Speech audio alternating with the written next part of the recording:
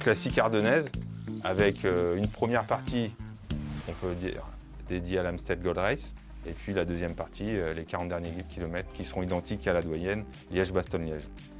Donc on va partir sur le terrain de l'Amstel avec une boucle.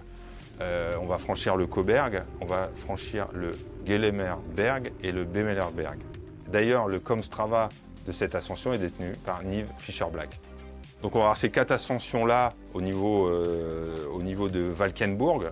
Et ensuite on partira direction la Belgique, on franchira la frontière et on ira chercher d'abord l'ascension du Monteux. C'est une ascension qui est très dure dans sa partie finale. La route est toute droite et large.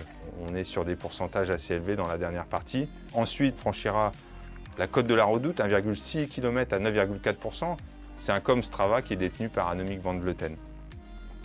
Ensuite, le parcours classique, Cornémont, c'est une ascension aussi difficile, c'est l'enchaînement La Redoute-Cornémont, puis la côte des Forges, et enfin la terrible ascension de la côte de la Roche au Faucon, 1,3 km à 11%.